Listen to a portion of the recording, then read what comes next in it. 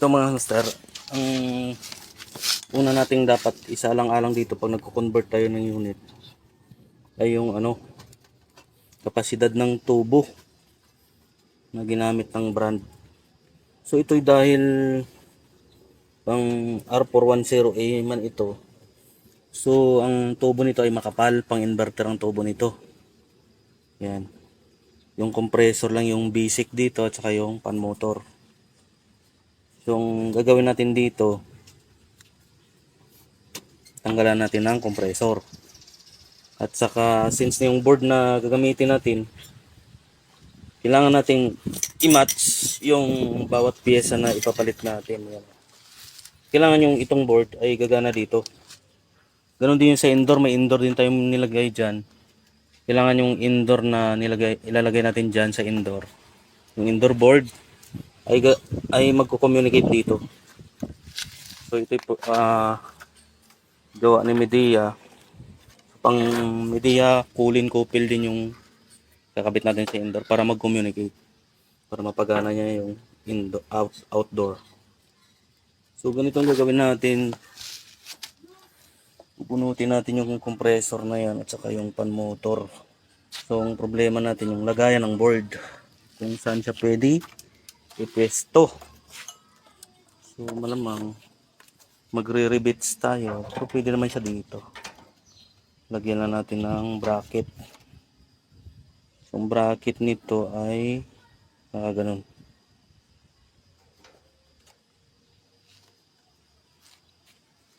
Saka maglagay tayo dito ng division kasi pagka maulan,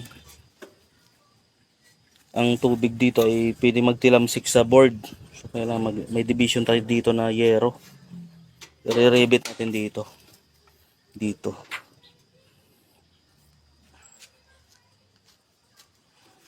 So ito ay pwede siya kabitan ng ng 2 HP kasi dual na siya. Pwede siya kabitan ng compressor. Kaso nga lang, di natin kasi yung evaporator nito maliit, pang 1.5 lang talaga.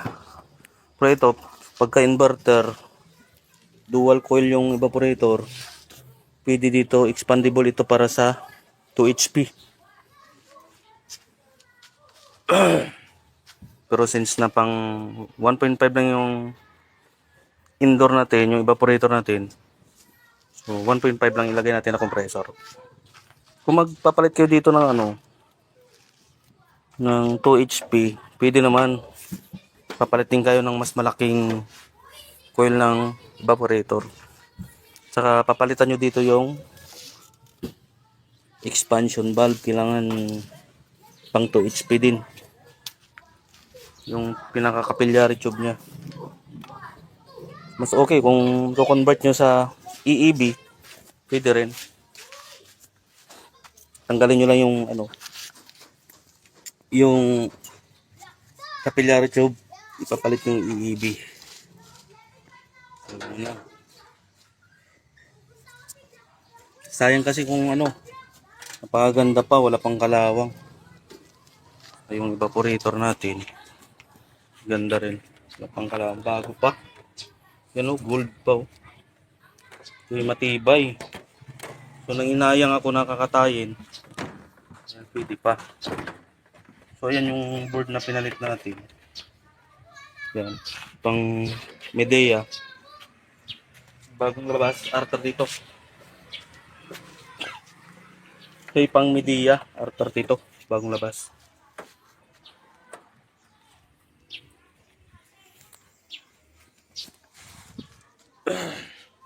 Nanginayang kasi akong katayin. Yan ganda pa ng coil niya. Wala pang kakalawang-kalawak. So ito'y siguro nagpalit lang dahil magastos sa kuryente. Hindi kaya baka kadalasan ito nasisira is capacitor lang dito. Baka may problema, so mahal siguro yung singil ng technician, kaya nag-decide na yung may-ari na ibenta, bili na lang ng inverter. So, yun siguro. Kasi napakabago pa ng bago pa. Kita mo dito, wala pang kalawang. Saka ito yung matibay sa corrosion, no? ganitong klaseng fins. Matibay sa corrosion ito dahil good plated siya. So ayan. So good luck sa makabili nito. So by the way, iti-testing din naman natin ito dito sa office ko para matrial din muna natin bago natin ibinta. At saka sabihin na rin natin sa customer na convert natin. So kung di man nila ibibenta, i-reserve ko ito. Hindi itong pamalit dito. Yan, pero yan, good pa yan. Hindi lang kami ngayon nag-aircon dahil medyo masama yung amoy ng panghinang pagka nakasarado. Yan, kaya nag-order ako ng pang-exhaust na yan. Para pwede tayo mag-aircon kahit na naghihinang tayo. So ayan yung project natin. Antabayan nyo lang. Ipopost ko rin ito pag working na. Kasi mababa yung ano natin. Ang gagawin lang naman natin dito ay palitan natin nagpalit tayo ng board. Ano yung board? Ito yung board niya dati. So curve, no? So nahirapan tayo maghanap ng board na pa-curve. So ginawa natin, yung ginawa tayo dito sa indoor. Yan. So yan pang media, yung bagong labas, R32. So yan, malamang mag-communicate siya dyan kasi gawa din ni media yung kupil at saka kulin. Isa lang sila program. So ito yung Poly DC, yung Poly DC din yun. So papalitan natin yung pan motor dito ng Poly DC. Marami tayong pan motor dyan. Tapos ito, yan, ito yung kakabit natin dyan sa outdoor. Marami tayong ganitong stock na pan motor, mga sira lang yung mga puto lang pala yung wire. Yan. So hindi naman problema sa atin yan bilang isang lehitimong technician. Kahit putol man ng wire niyan, basta bago pa yung body at saka working pa, hindi sa atin big deal yan. Pwede natin gagawa ng socket yan dyan, 1 by 1. Or maghanap tayo ng socket na sa mga sirampan motor, dudugtong natin, tapos ano natin dyan. So pagdugtong natin, di naman ihinang man natin para matibay, durable at saka hindi delikado. So yun. So itong pang 1.5 din na Medea brand. So fully DC na ito. Yan. So okay na. Yan ang ipapalit natin, R32. KSA 98. Yun ay kinatay natin mula sa window type. So daming nagsasabi na hindi daw pwede ipalit yung compressor ng window type sa split type. So kailangan nating patunayan yun. Kailangan nating i-test. Kailangan nating subukan. So, kung hindi talaga umubra, saka natin malalaman. Kasi dinig ko lang, hindi daw pwede.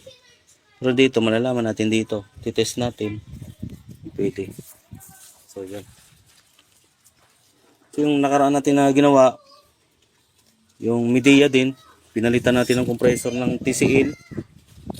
Yung ibang model, iba yung specs, iba yung voltage.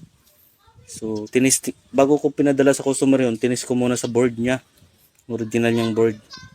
So matining yung under niya, walang ingay, maganda yung pressure, maganda yung higop at saka buga. So pinadala ko doon. So ngayon 2 weeks nang gumagana.